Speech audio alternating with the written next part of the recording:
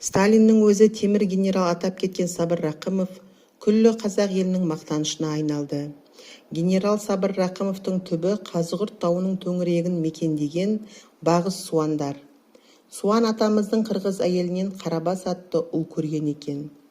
Қарабас атамыздың Албаба деген ұлынан Досбағыз, Сарбағыз, Ханбағыз атты балалар туып, оның Ханбағысынан Сабыр Рақымовтың арғы атасы Мәмбетқұл дүниеге келген. Арғы атасы Жетібай батырдың ұрпағы Мәмбетқұл датқа өз заманында билік құрған, атағы алысқа кеткен, әрі ауыз толтырып айтарлықтай дәулетті адам болған. Ұлы отан соғысы басталғанда Сабыр Рақымов әскери соғыстың қыр-сырын меңгерген, жаудың әрбір шабуылын қимыл әрекетіне қарай тактикалық тұрғыдан белгілей алатын, соған қарай әрекет ететін сара қолбасшы болып қалыптасқан еді. Әзірбайжанның астанасы Баку қаласындағы әскери мектепті үздік бітіріп, Тәжікстанда бүлік ұйымдастырып, бейбіт елді қырғынға ұшыратқан, құрбашылар бастаған басмашылар әскерін талқандауға қатысады.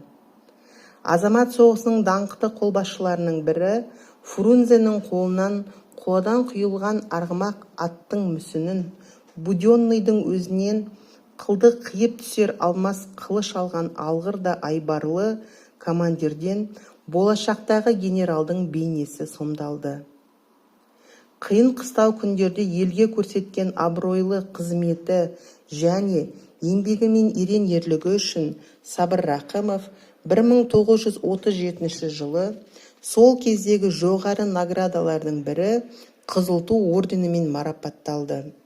1930-36 жылдары 2 рет Қызыл жұлдыз орденінің иегері болуы да елдің тыныштығын сақтауға қосқан үлесі үшін берілді.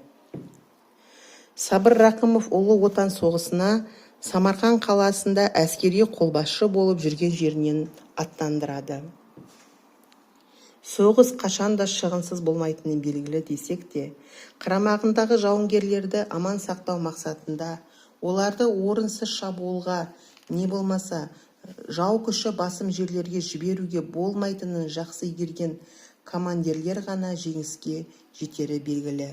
Сабыр Рақымов соғыс барысында небір қиын қыстау кезде, ауыр ұрыстарда жағдайды тез болжағыштығымен өз қарамағындағы әскери күшті ұтымды пайдаланып жұмсап отырды. Аз ғана әскери жасақпен жаудың әскерін көп шығынға ұшыратуды, тез қимылдауды шебер меңгерген Сабыр Рақымовқа солтүстік Кавказдағы неміс фашистерінің әскери тобын талқандаудағы ерекше ерлігімен көзге түскені үшін екінші дәрежелі Суворов орденімен КСРО жоғары кеңесінің президиумының төрағасы Калининнің қолымен жазылған алғыс хат тапсырылды. Ростов бағытындағы неміс фашистерімен шайқастағы күрескен ерлігі үшін тағы бір Қызыл ту орденімен марапатталды. Майдан даласындағы осындай көптеген сұрапыл шайқастарда жаудың құрамаларын шығынға ұшыратып, қарамағындағы жауынгерлердің ерлікке бастай білген қайсарлығы үшін КСРО халық комиссариатының 1943 жылғы 19 наурыздағы бұйрығымен генерал-майор атағы берілді. Сабыр Рақымов Орта Азия халықтарының арасынан шыққан тұңғыш генерал-майор. Даңқты қазақ генералы 1944 жылы ұрыс даласында көз жұмған.